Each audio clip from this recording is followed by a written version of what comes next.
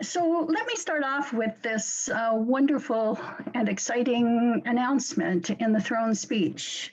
This wonderful announcement that there would be a new benefit for people with disabilities modeled on the guaranteed income supplement for seniors. What do we actually know about what that disability benefit's going to look like? Very, very little.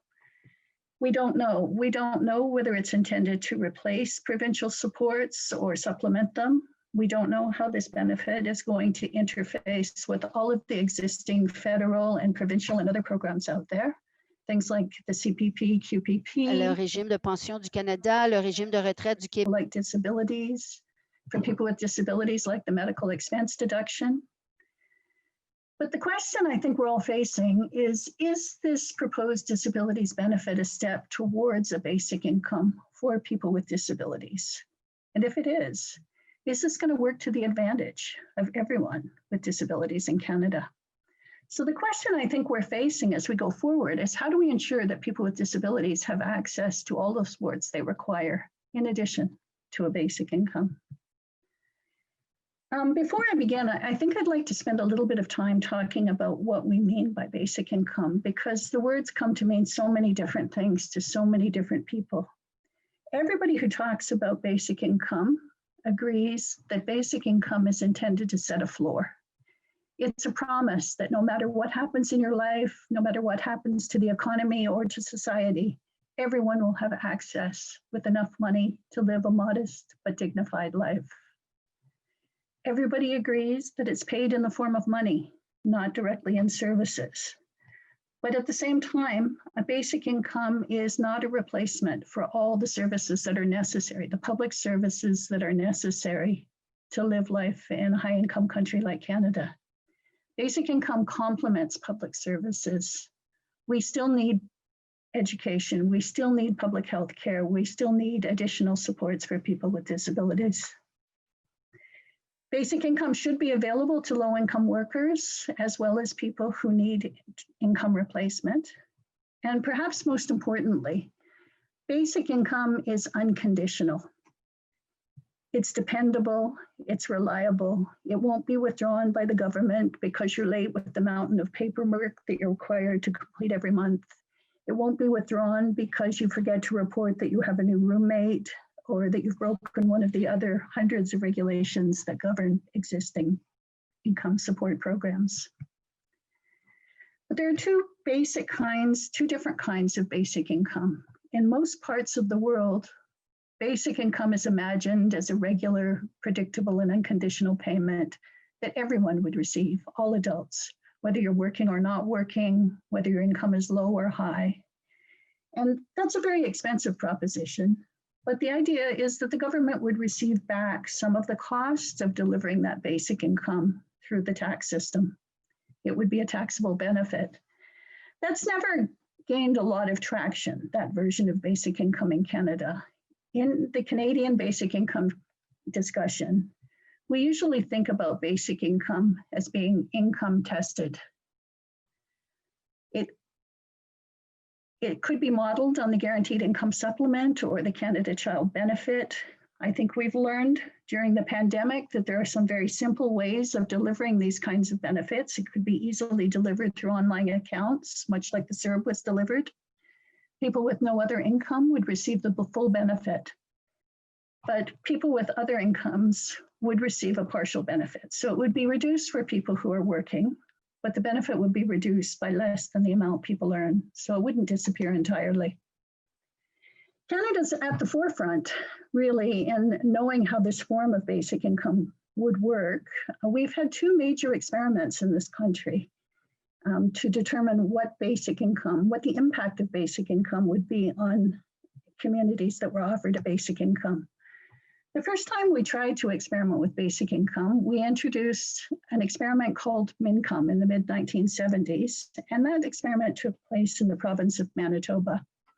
Some families in the city of Winnipeg and the entire community of a small prairie town called Dauphin, Manitoba, were offered access to a basic income. And some of these families received the money for a period of 3 years between 1975 and 1978. Now, you might wonder why the government of Canada was running an experiment on basic income at the time. There was a recognition, even in the 1970s, that income support programs in this country were inadequate, that we could do something better. But there was a real fear at the same time. And the idea was that if you offer people a basic income, would they stop working? So the purpose of MINCOME was to find out whether people reduce the amount of work they do when they received a basic income. Now that program was rolled out. The money was received by families for about 3 years, but a lot of things happened in the 1970s. And one of the things that happened is the governments changed. And by the time the experiment had ended, governments weren't very interested in introducing a basic income anymore. So the data was set aside for a very long period of time. There was an analysis done in the 1980s that attempted to address the original question that MINCOME was introduced to solve, and that was, would people work less? It turned out that most people didn't. Most people continued working when they received a basic income just as they had before. But there were two groups of people who did work less. The first were new mothers, and anybody on this call who might be old enough to remember the 1970s might remember that maternity leave in the 1970s was 4 weeks. And a lot of new mothers thought that a 4-week parental leave was a bit miserly. And they used the MINCOME support to buy themselves longer parental leaves. But the other group of people who worked less were adolescent boys between the ages of 15 and 19. And that's what we learned from MINCOME, and that's where it's at for a long time. About 10 years ago, I went looking for that data. And I went back to look for it for a number of reasons. And mostly I wanted to know what happened to quality of life. What happened to people's health when they received a basic income? And I started with those young boys who worked less, and I found them in my data. And the reason they worked less is because they were much more likely to stay in high school and to graduate. Instead of leaving school at the age of 16 and going to work, they graduated. They went on, in many cases, to college and university and lived a different kind of a life. But my focus was really on health, physical and mental health, community health.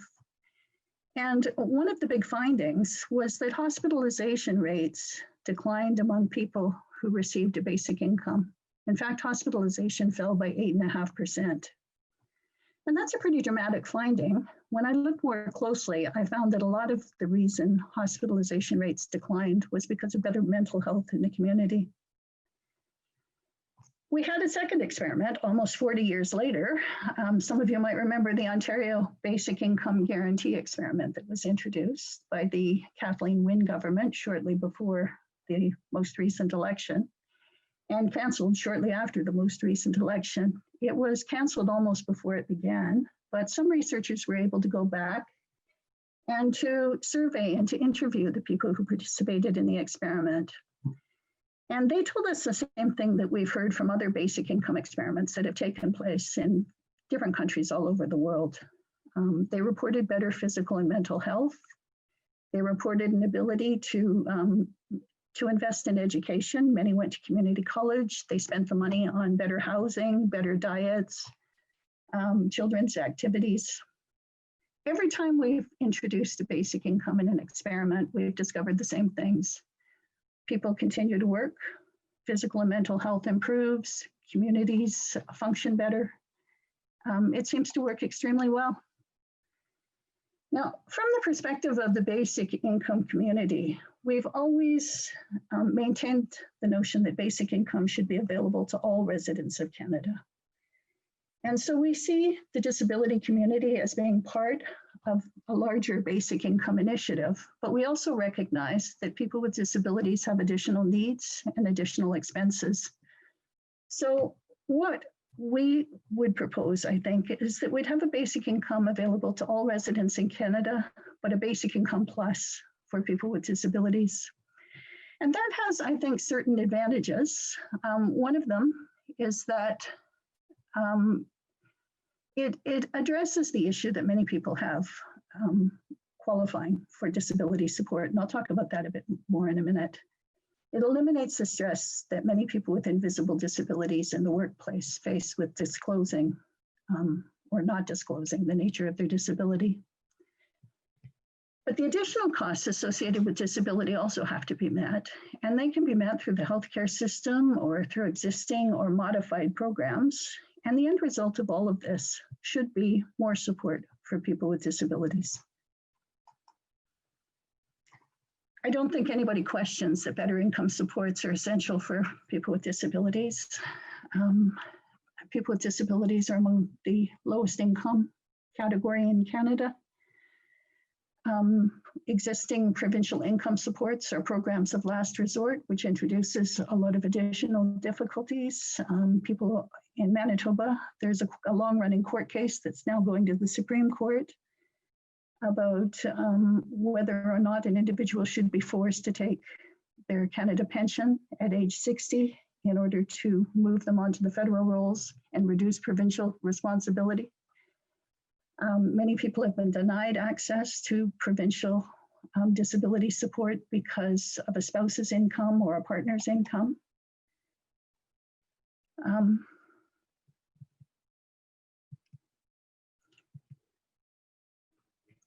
Another issue, I think, that's longstanding with many of our disability supports at both the federal and the provincial level is the difficulty of qualification.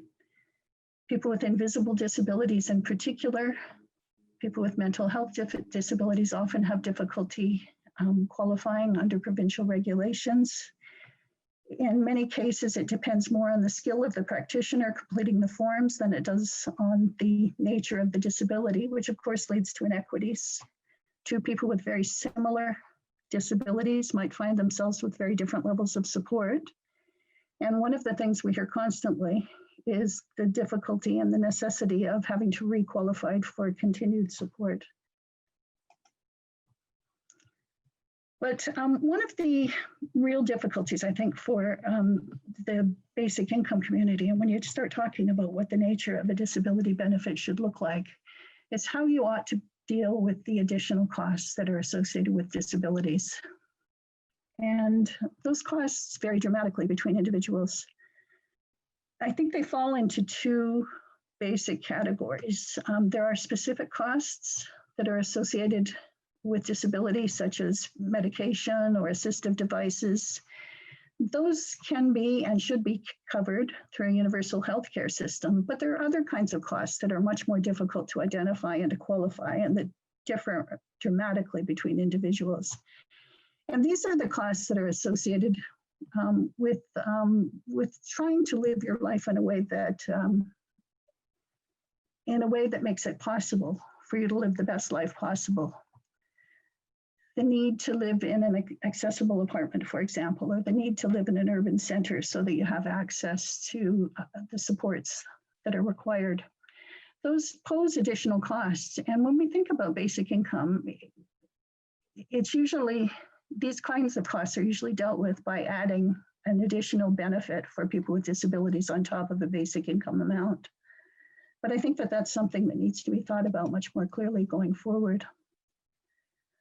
One thing we can all acknowledge is that there is a patchwork of programs across the country. Supports available to people differ dramatically depending on which province you live in. Some costs are covered, and they're covered for everybody without an income test. Other costs are covered by people who receive provincial income assistance, but they're not covered for low-wage working people with disabilities. And these might be things like pharmaceuticals, specific costs like special diets or orthotics, testing supplies for people with diabetes, and so forth. And the fact that these costs are covered by people on provincial disability, but not for people in the workforce, creates a bit of a trap. It creates a trap because if someone enters the workforce, they risk losing access to these supports. If their condition recurs or worsens, they have to go through the entire qualification process again. And so the program itself prevents people from living their lives with the greatest freedom that they would have. So I guess the question I would ask at this point is, wouldn't it make sense to offer these supports to everyone who needs them based on the level of their income rather than its source, to make these additional supports available to low-income working people, as well as to people on provincial disability support? Basic income serves the needs, would serve the needs of many people with disabilities. It would provide support for people to live a modest but dignified life. Ideally, it would reduce the burden associated with qualification. I've got a little asterisk beside that because I think that's a challenge going forward. How do we ensure that people have access to the programs that they require? A basic income not only replaces income for people who can't work, it can top up low earnings in the workforce due to underemployment, and it can fill the gap when disabilities interfere with one's ability to work. But there are risks at the same time, and I think that those risks are things that are probably at the top of your mind as you think about how this disability benefit should be developed. The risk that's got to be sitting at the top of everybody's mind is the loss of existing benefits. We've all seen governments introduce one benefit at the cost of other programs that already exist, and I don't think anybody wants to see that happen. So how do we protect existing benefits as we move forward? Another issue that's been raised many times is the potential loss of caseworker support. Basic income's just money. Do people need additional support from a caseworker? And I think that we need to recognize, first of all, that much of the need for caseworker support under the existing system comes about because of the complexity and bureaucracy of the program. If the programs were simpler to access, there'd be much less need for caseworker support. But at the same time, some people do require additional assistance. But there's a difference between offering someone assistance and making supports conditional on caseworker discretion. And I think that's what nobody wants to see happen. So what do we think about as we go forward? And I'm just listing all kinds of things that you must be thinking about. Qualification. How do we ensure that people actually get access to the programs we need? How do we ensure that those supports are available to the people who need them? How high should the basic income be? I've been reluctant to put a number on it as we go forward, but how much do people need to live a modest but dignified life? What does that mean? Nobody should be living in deep poverty, but what's the appropriate amount? How should we be treating earned income or assets? Ensuring access to additional supports. The idea of introducing a new benefit is that people should be better off, not worse off. How do we make sure that's true for everybody so that nobody's left behind, nobody's made worse off? How would this proposed benefit interact with other programs? Financial support for families of children with complex needs, something we don't deal with particularly well now, but we might want to think about doing a better job of as we move forward. Are there any existing income supports for people with disabilities that could be rolled into a basic income to simplify the bureaucracy, to simplify the system? And most important of all, basic income is unconditional. Basic income should be unconditional. How do we ensure that the system respects individual dignity? Thank you very much.